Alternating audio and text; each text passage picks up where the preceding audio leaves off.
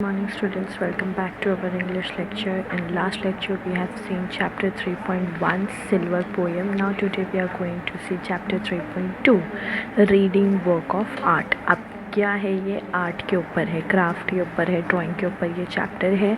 जो एक मैन है जिनका नाम है सैयद हैदर रज़ा, इनके ऊपर ये बायोग्राफिक है, यानी इन्होंने कैसी पेंटिंग्स की है और ये आर्टिस्ट हैं एक, और ये इतने आर्टिस्ट है कि ये फेमस क्यों है, इतनी इनकी पेंटिंग्स में ऐसी क्या बात है, तो वो हम लोग आज देखेंगे। ओके, सो सैयद हैदर रज़ा पॉपुलरली नोन एज रज़ा, उनको रज़ा ज़्यादा जाना जाता है, was a renowned Indian artist, simple geometric shape, striking colour combination, captivating compositions. These are some of the characteristic features of his painting and so are the colors blue and orange. अब ये जो है हैदर रज़ा यानी रज़ा जो है वो बहुत ज़्यादा रिनाउंड यानी बहुत ज़्यादा जाने माने इंडियन आर्टिस्ट हैं, जिनकी जो फेमस क्या है वो सिंपल ज्योमेट्रिक शेप्स में, स्ट्राइकिंग कलर में, कलर कॉम्बिनेशंस उनका अच्छा है, कैप्टिवेटिंग कॉम्पोजिशन यानी वो लाइंस वगैरह बड़ी फाइन बनाते हैं, आप देख सकते हो ये सब उनके आर्ट वर्क्स हैं, तो ये बहुत ज़्यादा अच्छी है अपनी पेंटिंग में। None of this painting depict life like human figures और copies of scene from his environment. His painting belong to the abstract style of painting,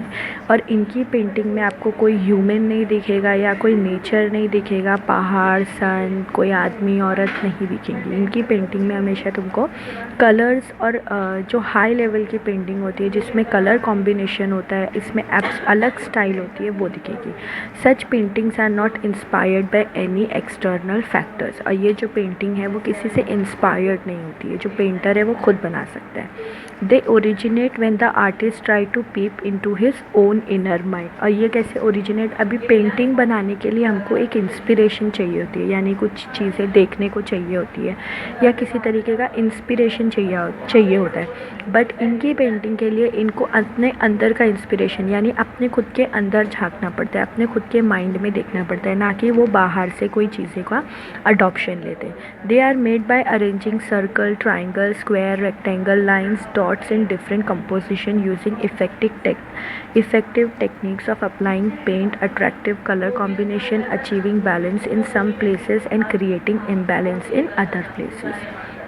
इनकी पेंटिंग जो है हमेशा ज्योमेट्रिक शेप से बनी होती है, यानी सर्कल, ट्रायंगल, रेक्टेंगल, ये सारी शेप्स यूज़ करके ये पेंटिंग्स बनाते हैं और उसमें बैलेंस करते हैं, बैलेंस कर करके ये अपनी पेंटिंग को कलर देते हैं।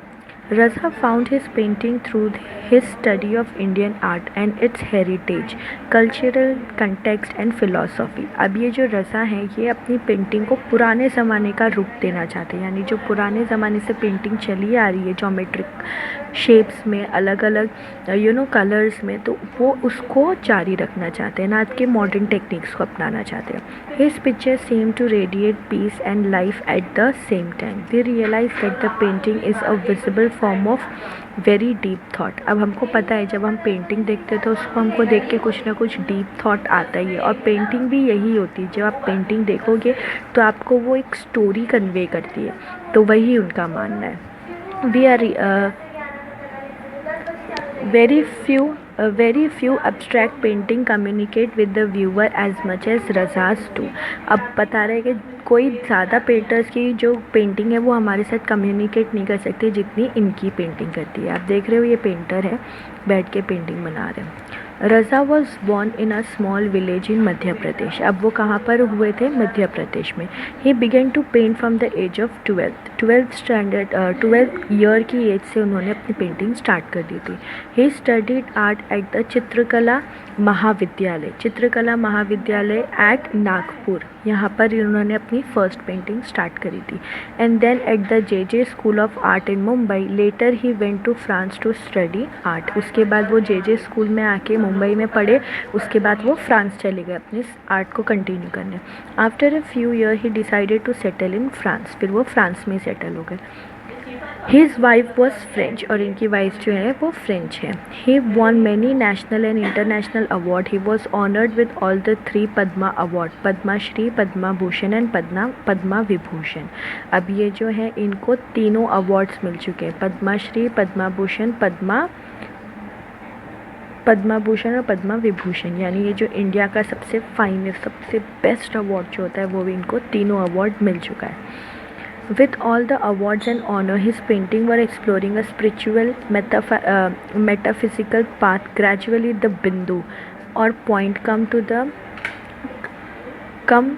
to be the core of his painting. बिंदु यानी ये दिख रहा है आपको बड़ा सा, ये बिंदु से ये स्टार्ट करते हैं हमेशा अपनी पेंटिंग में, ये इसी से इनिशियल लेकर स्टार्ट करते हैं। तो इसको जो है बहुत ज़्यादा इनके स्पिरिचुअल यानी जब उसको देखे तो उनकी जो देखता है उसकी जो आत्मा है वो शांत हो जाती है और बहुत ज़्यादा पुराने ज़माने का फिजिकलिटी दिखाई देती है। ठीक है।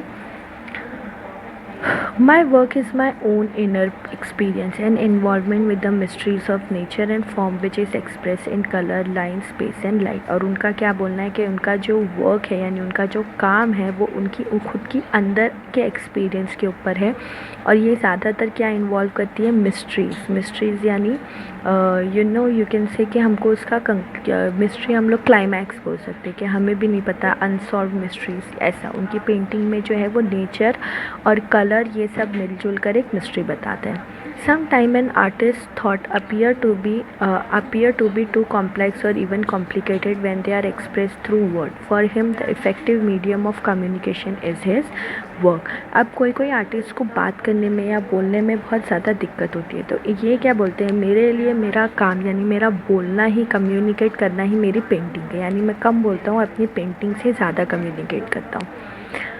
Raza had great creativity. His paintings are very expensive. The great artist passed away on 23rd July 2016 at the age of 94। अब ये जो रज़ा हैं ये चले गए हैं, मर चुके हैं, इंतकाल हो गया इनका। सैयद हैदर रज़ा जो ये 94 की एज में इनकी डेथ हुई है और कौन से दिन पे, 23rd जुलाई 2016 में। Living behind a legacy of sensitive painting, और इन्हें बहुत सारी पेंटिंग्स को छोड़ के गए। Achieve through extra ordinary composition of line and colour and depict extra ordinary composition. अब आप देख सकते हो इनकी पेंटिंग, ये सारी उनकी पेंटिंग है जो लोगों को बहुत पसंद आती है। ये गोंद आर्ट है, ये हम लोग इसके बारे में नेक्स्ट लेक्चर में पढ़ेंगे। तो यहाँ तक था हमारा सैयद हैदर रज़ा का painting. Okay, so we meet you at the next lecture. Thank you.